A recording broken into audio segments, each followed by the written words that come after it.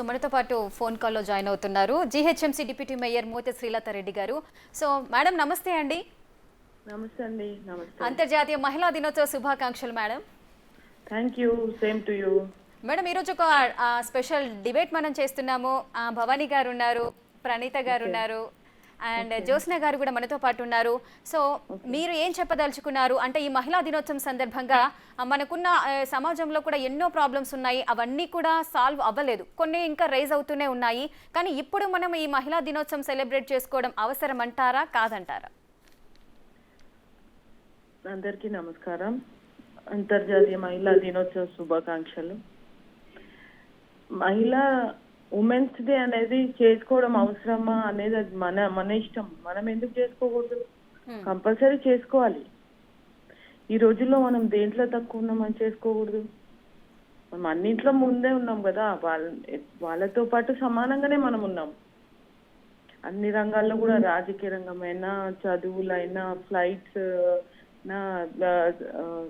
Students అయినా చదవడము, అట్లా దాంట్లో కూడా మహిళలు ముందంజలో ఉన్నారు కదా. అందుకని అన్నిట్లో సమాన హక్కులు కావాలని మనం కొట్లాడాలి. దాంతోపాటు మనం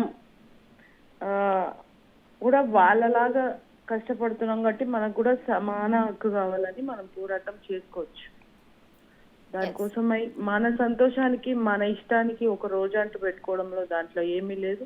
ఇది అందరి మహిళలకు సంబంధించింది కాబట్టి మహిళలందరూ కూడా సంతోషంగా ఒక రోజు గడుపుకోవడానికి ఒక పండగలాగా దీన్ని జరుపుకుంటారు.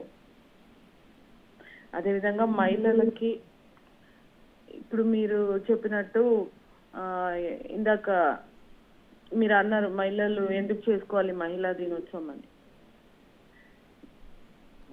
దానికోసం అందుకని నేను దానికోసం ఏమంటున్నా అంటే, మనకి ఇప్పటికే ఎప్పుడు జరిగే అన్యాయమే ఇప్పటికీ కూడా ఇంకా జరుగుతూనే ఉంది. ఎన్ని వచ్చినా, ఎన్ని చేసినా, ఎన్ని విధాలుగా ముందుకు వెళ్ళినా కూడా ఇంకా అన్యాయం జరుగుతూనే ఉంది. నేను ఒక రాజకీయంగా చెప్పేది ఏమిటంటే, ఇప్పుడు 33% రిజర్వేషన్ మనకు వచ్చింది.